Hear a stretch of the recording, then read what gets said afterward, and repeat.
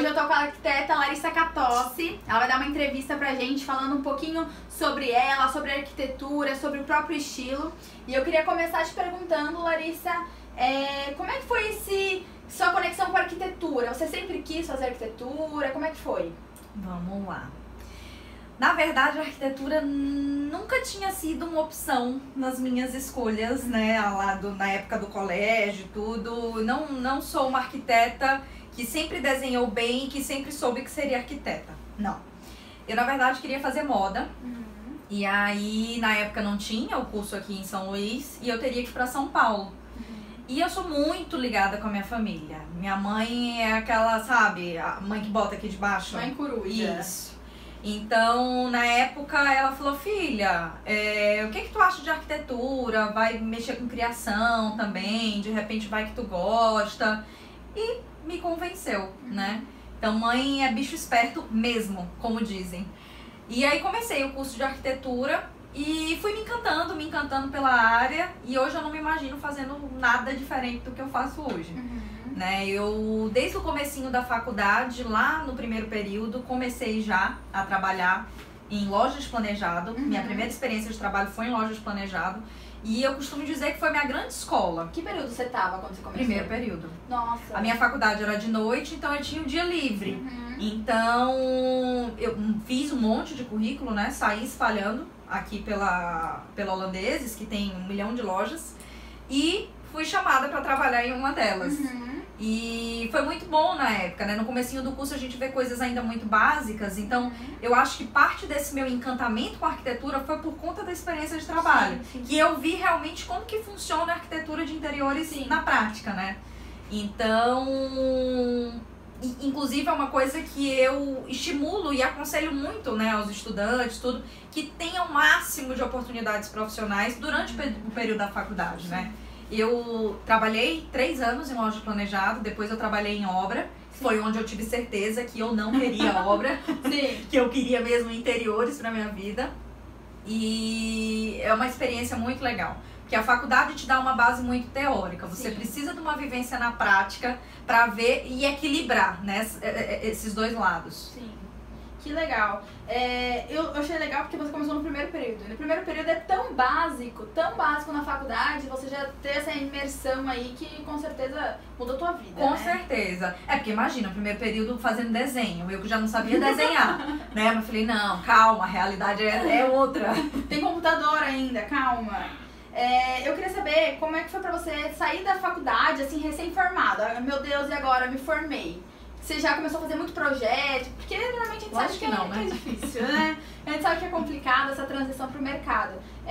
Eu queria saber como foi o seu primeiro projeto, foi pra família, foi pra gente de fora, se você começou a ter bastante fluxo depois de quanto tempo? Então, até nisso, as lojas, né, ajudaram muito porque eu vivenciei como que era o mercado de fato. E tive a oportunidade, mesmo enquanto estudante, de saber como é fazer um projeto.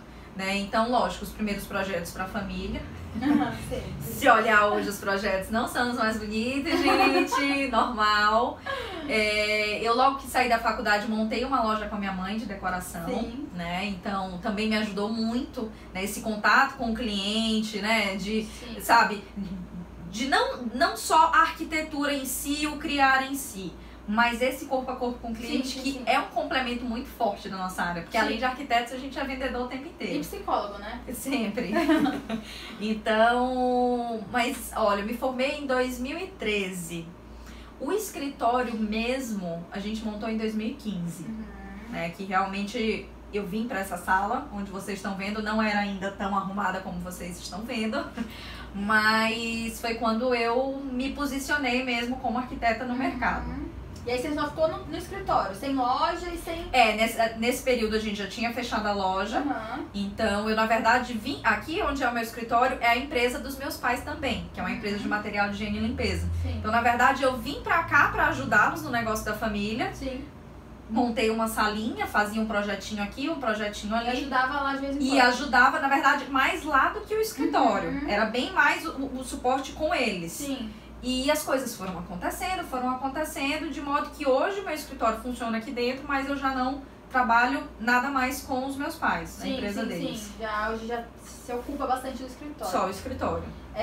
Se o seu escritório montou em 2015, você já começou com essa ideia de internet, de se dedicar a isso ou não? Eu sempre tive Instagram, né?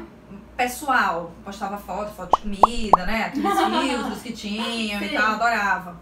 Mas foi em 2016 que realmente eu comecei a enxergar o Instagram como um facilitador de negócios, posso dizer assim, né? Algo que ajudasse na prospecção de clientes. Até por ser um portfólio, né? Com certeza. Então, foi mais ou menos lá no meio de 2016, maio, junho.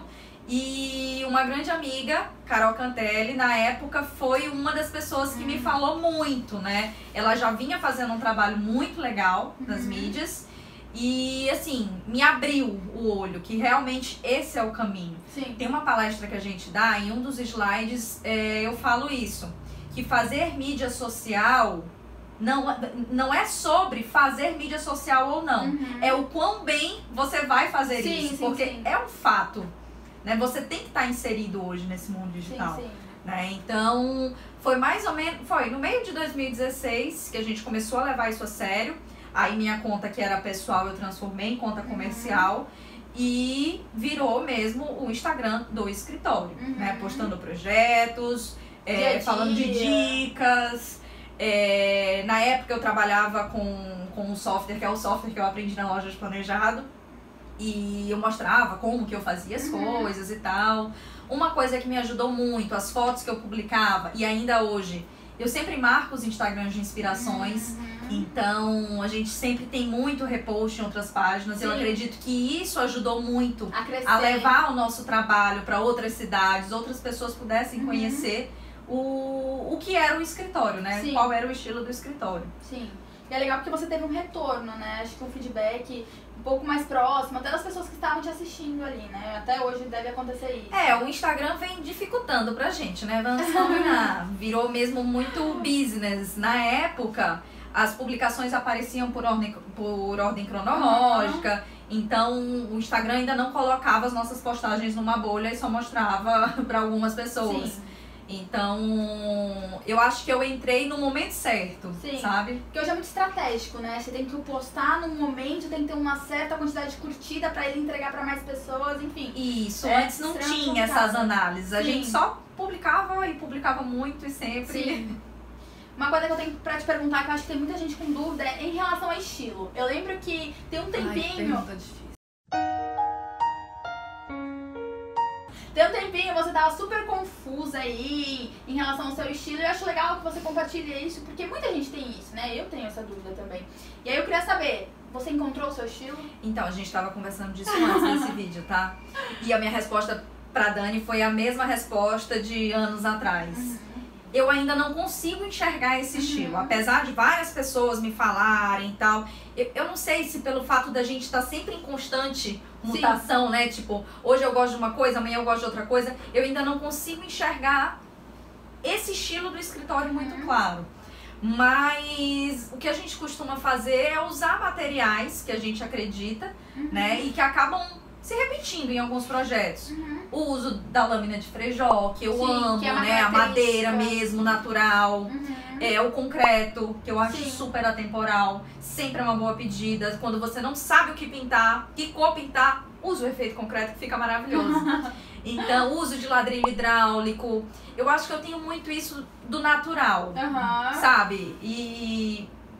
eu acho que é um mix, né, desses materiais, mas eu não consigo ainda definir tão claro. O bruto do concreto, o rústico da madeira. Da madeira, eu acho que assim, isso a gente vem fazendo já há muito tempo e são características que eu não canso e que eu gosto mesmo de colocar nos projetos. Né? E lógico, a gente com o passar do tempo a gente amadurece, a gente conhece outras coisas. Hoje o que eu vejo como uma característica forte do escritório é a preocupação com o design, de ter peças de design autoral na casa do cliente, sabe? De valorizar principalmente o design brasileiro, que a gente tem tanta coisa legal. Então, antes eu fazia um projeto, vamos lá, uma sala, botava um sofá genérico, uma poltrona genérica, que eu só ia saber o modelo no dia que eu fosse na loja com o cliente para escolher. Hoje eu já projeto sabendo exatamente qual que vai ser aquela poltrona. Qual que é o design o designer daquela poltrona específica. Qual a proposta também. Sabe?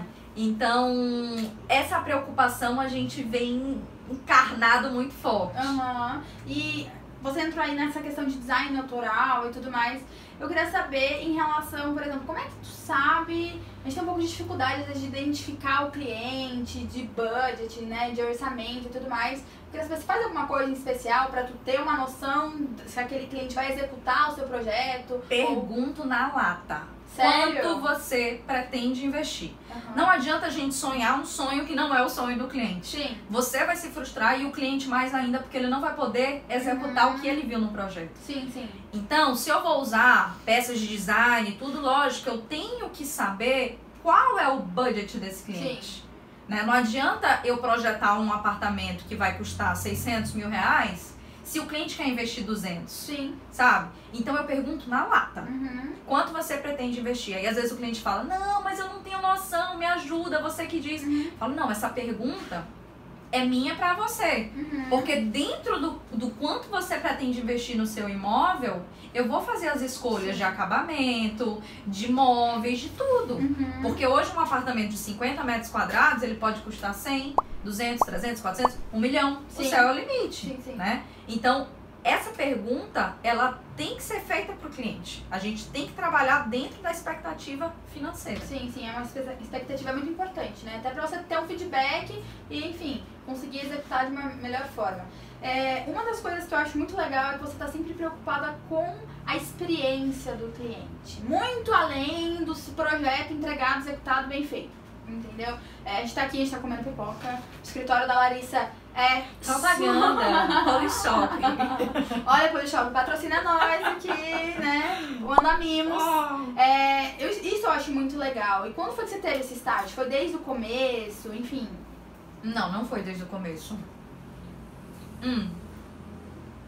Eu desde que comecei a viajar mais, a ouvir mais palestras, pessoas falando sobre isso, falando sobre consumo, a gente tem ouvido muito isso da experiência. Sim. Sabe? Que o modo de comprar, é tudo de verdade mesmo. Aqui, vamos silenciar. Que hoje o cliente, ele busca essa experiência. É isso que vai diferenciar você dentro do mercado. Sim. É o algo mais que você entrega. Né? Então, dentro da arquitetura, beleza, o cliente já procura o escritório por um estilo e tal. Mas eu acho que essa coisa da surpresa, sabe? Todo mundo gosta de ser mimado, de se sentir especial. Então, na época que eu quis comprar essa pipoqueira, meu marido disse, meu Deus, louco, uma pipoqueira cara dessa, pra quê? Beleza, meses depois ele me deu de Natal. Porque nesse meio, né, eu expliquei pra ele, eu falei, eu quero a pipoqueira no escritório. Não é só pela pipoca, mas é a experiência que a gente consegue criar, sabe? Desse cheirinho que fica, que é tão marcante do cliente lembrar do escritório, sabe? Então, os kits mesmo de entrega de projeto, a gente mandou fazer uma sacola personalizada, tem a trena, tem o biscoitinho que a gente serve aqui. Então, eu acho que é um mimo, é um tão pouco, mas que cria. É um cuidado. É o cuidado. Quem não gosta? Quem não gosta? Faz total diferença. Isso é muito legal. Bom, acho que terminamos por aqui, pelo menos nossa primeira entrevista, né? O que você achou? Adorei, nem foi difícil. Nem foi, né? Eu tava com medo. Porque ela é bem tímida, gente, vocês não têm noção. Queria agradecer você por participar. Pra quem não sabe, a Larissa também é embaixadora do Urbânica. Olha só, que girl power total, ó. Todo mundo vestindo a camisa. Espero que vocês tenham gostado. Se vocês tiverem alguma dúvida, como é que é? Tem que ser bem youtuber. Escreve aqui embaixo. Eu não sei, tem um tal de um sininho, aqui, ó, tem um comentário e tem um tal de se inscrever também. Se inscreve aqui, ó. Ativa essas notificações todas aqui, tá?